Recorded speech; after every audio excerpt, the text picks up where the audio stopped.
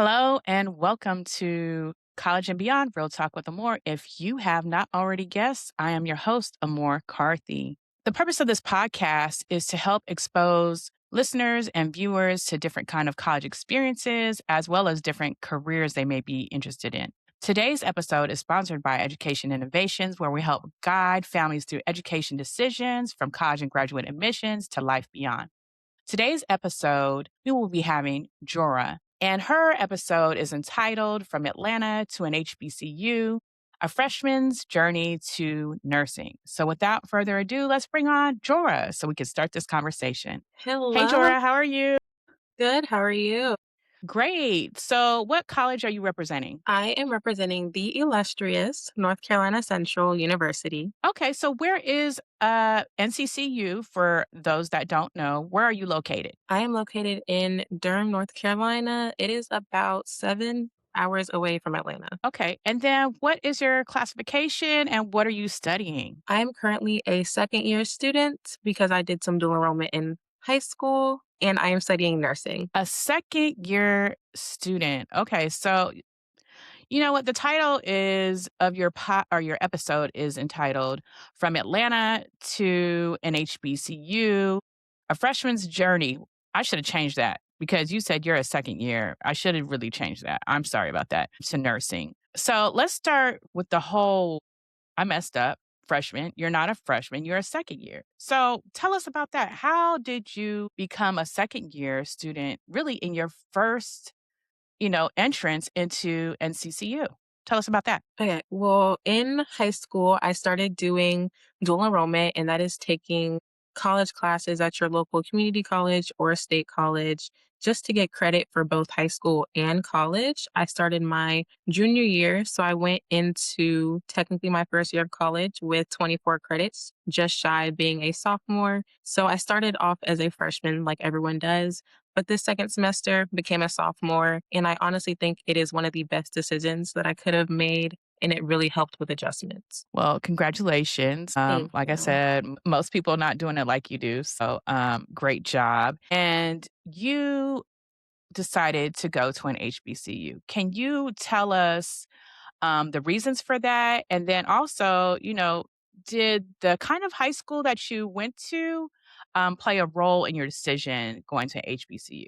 So I would say my high school definitely played a bigger role in what I wanted to be immersed in for my future. I went to a school that was actually predominantly Asian, and it was different. I definitely had my group of friends that looks like me, but I definitely knew that I wanted to be around everyone that looks like me in my future. So that was my main goal when applying to colleges, as well as my parents did a really good job in immersing me in what an HBCU is. They both attended HBCUs. So we were both me and my brother were very familiar and knew that's what we wanted to do. Okay. So you already knew from a young age. I mean, Mhm. that's amazing. I mean, I didn't even know about HBCUs. I saw it on TV from a different world. So I love that for you that you already knew and your parents were, showing you. So I'm Mhm. showing my son so he knows what that is. So you came from Atlanta, you went to an HBCU.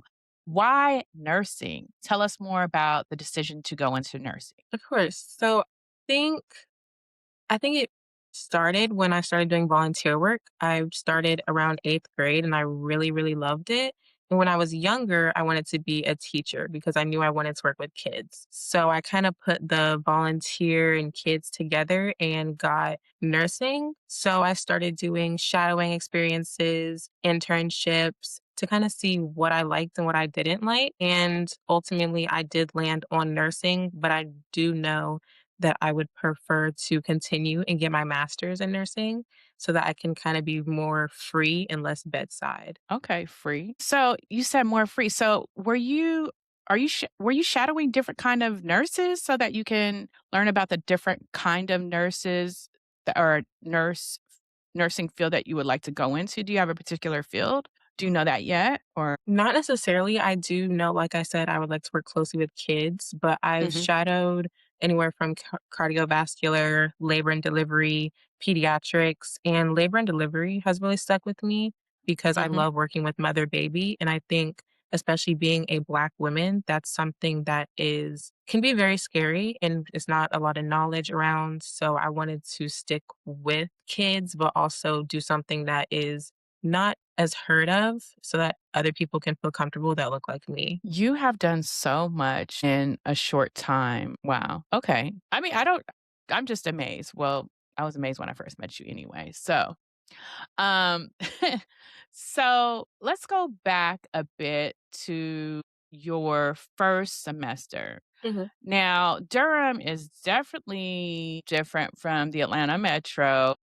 How was your transition from high school to college? And before you talk about that transition, talk about what you were like as a high school student. What were your grades like? What extracurricular activities were you doing? Not just in school, but I mean, you were doing everything. That's how I met you. Okay, so in high school, I would say even before high school, I was not the best student. I did not love school. I don't think I loved school until I went to my high school. I went to a special high school. It was a STEM school, so it was very focused on academics rather than sports, which I did also play sports. So my grades they definitely picked up when I got to high school. I got A's and B's, especially in my science classes. That's how I also fell in love with nursing and extracurriculars.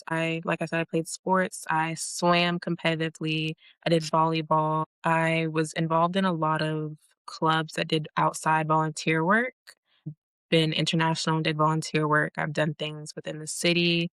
And I've also wanted to do something that was close to me. So I was also vice president of BSU, and I also worked as a teacher's aide in my church's ministry. So I've been all over the place with a whole bunch of clubs, volunteering, sports, grades, and kind of integrating all of that. It can be a big challenge, but I am someone that likes to stay busy and go hard. And you did in high school. And Yeah. so how was that transition to college? Did you do the same thing in college, or tell us what that was like in your Coming to first college semester? is hard. It's definitely not easy. It's a very big adjustment. And coming from me, someone that was a little bit burned out coming into college, it was really, do I have to do all these things? Because in high school, they're put onto you to get into college. So now that you're Mm. here, it's like, do you really want to do these things? So it was a little bit of an adjustment, as well as making friends is pretty hard, especially when the people that you've known for 16, 17, 18 years, they're not there anymore. So you have to put yourself out there, and doing it Mhm. alone can be scary. I like that. So you're talking about the social aspect, not just the academic. I think a lot of people don't think about that. Mhm. They only think about the academic, and that the social aspects are really what's going to help you also have a great experience, Yeah. or, like you said, a challenging experience. Are there a lot of people from the Atlanta metro, or no? So you feel like, oh, like I really have to make a concerted effort to meet people. I've personally only met one person that is from the Atlanta area. Everyone else is from surrounding cities in North Carolina, which I feel like that makes sense when you come to a different state. Most people are going to be from that Mhm. state. So it's a little bit harder to reach out because I don't know anyone. Everyone is foreign. But I feel like that's kind of everyone with college. So, how do you put yourself out there, or do you find yourself saying, "You know what? Right now, I just don't have the energy right now, so I'm going to stay in my room because, like, I just don't have the energy right now." And or you know what? I think I've gained the courage right now, and I have the energy, so I'm going to go out maybe once a month, or once every 2 weeks, or do something like that. Like, what kind of activities, or what's your schedule for doing it if you do? So for me, it was very hard. I did come from a very introverted aspect. But depending on your school, I know for my school, they made it very easy for us to go out and make friends. They had a lot of events the Hmm. first 2 weeks. And even if you're going to those events alone, you're going to meet someone else that's alone or someone else that's going to be inviting. So Hmm. as long as you put yourself out there, it's not going to be hard. But I definitely do think, what's the word? I do think you have to. be your own advocate. I didn't know that you were an introvert. Maybe I just talk too Mhm. much. So, what has been your favorite class and what has been your most challenging class since you've been at your college? Okay. Nursing is all around science. So my Mhm, favorite class was, well, currently is organic chemistry. Going into it, I didn't think I would like it. I've heard not horrible things, but I've heard some things about organic chemistry and the rigor around it. But mhm. I have so far loved it. And then my least favorite or most challenging class is anatomy and physiology, which I feel like everyone knows that anatomy is one of the hardest classes I think you can ever take. It's every single thing there is to know about the human body. That Mm. is, it's just a whole whirlwind of new vocabulary, new topics, everything. Do you think that the professors make a difference in whether or not you like the course, or it doesn't even matter? It's just the content. Oh, it's absolutely the professor. I think if you can go to rate my professor and look up your professor, that is the best thing that you can do, or ask someone that previously went to the college. Professors definitely make or break a course. Me personally, I used to hate chemistry, and then I came here, I took it, and my professor has been one of the most understanding and helpful persons ever. So, what does the professor do that you love in the class? Is it the way they speak, the way that they interact? What strategies do they use that you're like, I love that. That is what makes the class amazing. I think it's the way that my professor teaches. She really goes in and goes to each individual person and makes sure that we understand it.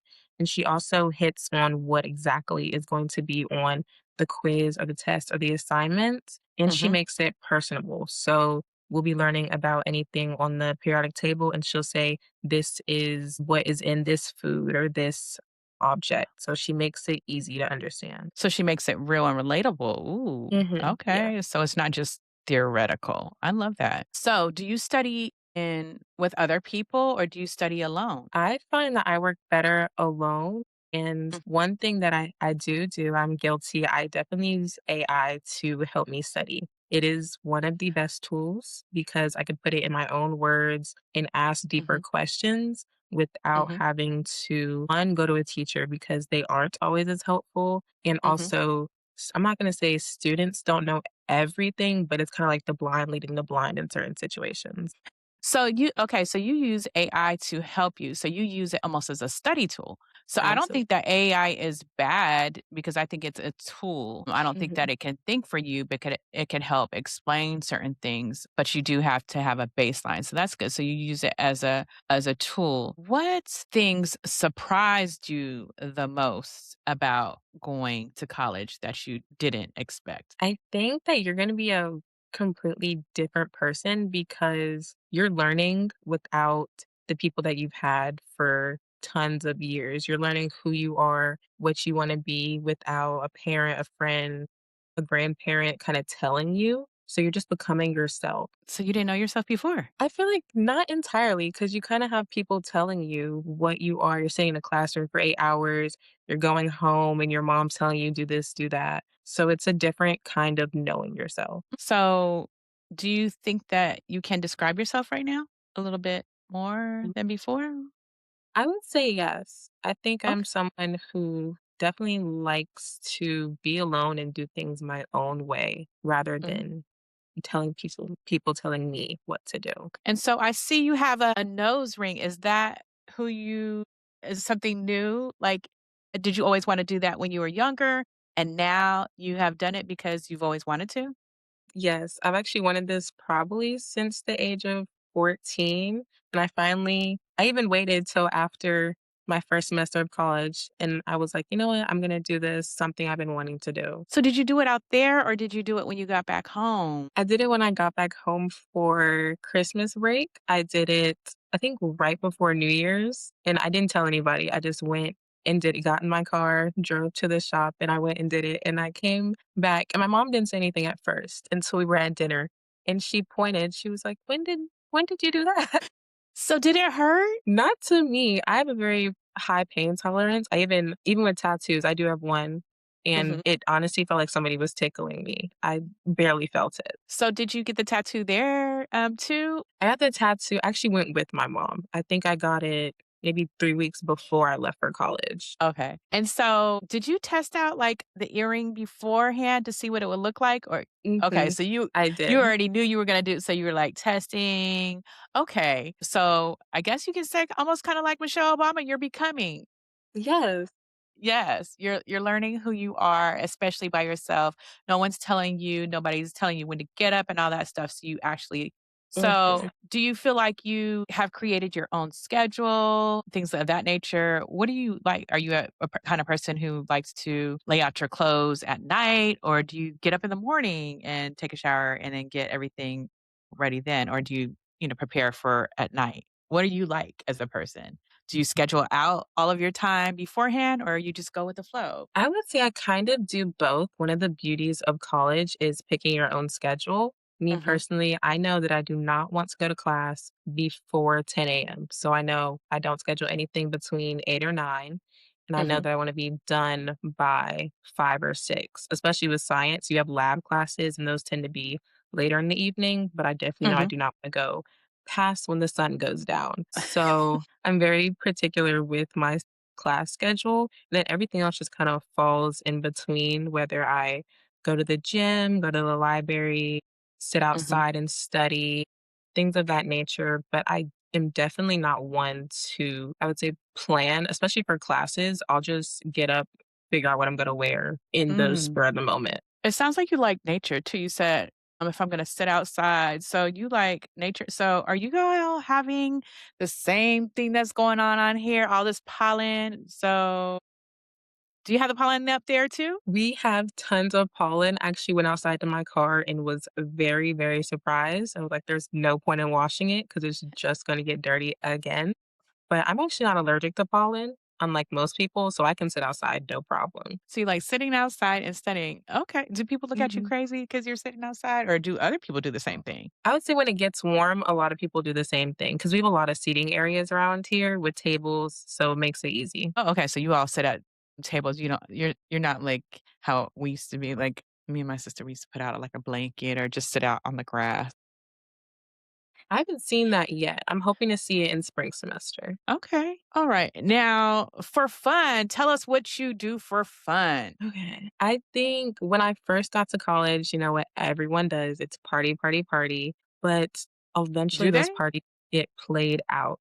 I think, especially with freshmen, I think everyone does. Cause you hear about it, you're like, I want to experience this. But Mhm. for me, the parties got played out like the first week. I was like, I do not want to be in this environment anymore. They play the same 3 songs. It's hot. So I had to find something else to do for fun, but Mhm, mainly, I will go work out, will, like I said, sit outside, enjoy the sun.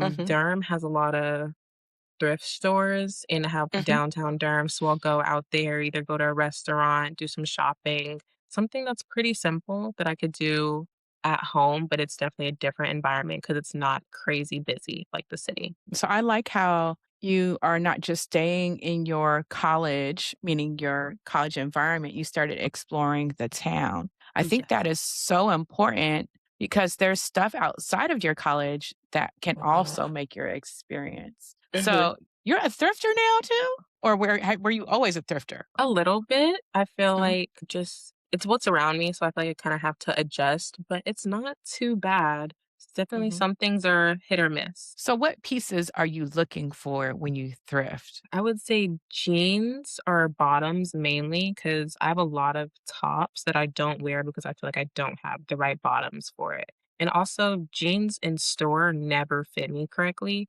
So I feel like if I thrift them, it could be easier because someone else has already either flipped it or I could flip it myself. So do you go to a tailor or something, or do you already know how to sew? I learned how to sew when I was 8 actually from my grandma. What? So you actually make the alterations on the pants and stuff that you get, or do you take them and get them altered? Most of the time, I will make my own alterations, but if it's something a little bit more difficult, I'll go to the tailor. So do you do it by hand or you have a machine? I do it by hand. I actually haven't used a machine since I was maybe 10. So I need to Mhm. relearn how to do that, definitely. Okay, okay. So do you have any people that you look on online to for examples of things that you might or you just have an eye and you're like, "This is what I'm looking for," when you go in? Most of the time, I will shop online beforehand because the thing about shopping online, I can't try it on. So I'll look online and I'll see if I can match it as close as possible when going in store. I didn't know that you can do that,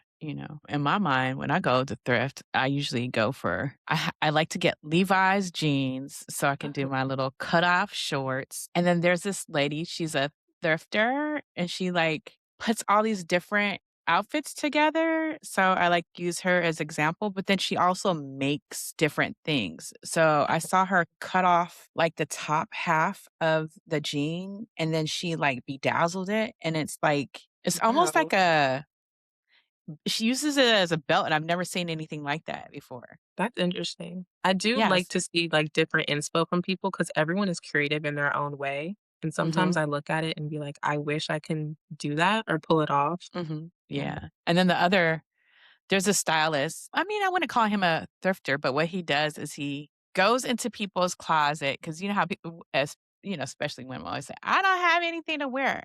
Yes. He goes into their closet and then he creates outfits out of what they already have in their closet. And they just didn't know how to mix and match their Mhm. outfits. And they're like, "What? I didn't even know I could put this together like that." And so that's my guilty pleasure of watching what he's going to do with different people's closets. And so I get Yeah. inspiration from that. Besides, of course, wearing our HBCU paraphernalia from Yes.